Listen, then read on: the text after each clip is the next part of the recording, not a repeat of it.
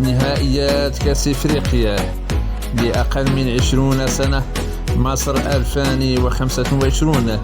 جدول مباريات المنتخب المغربي يوم الخميس فاتح ماي 2025.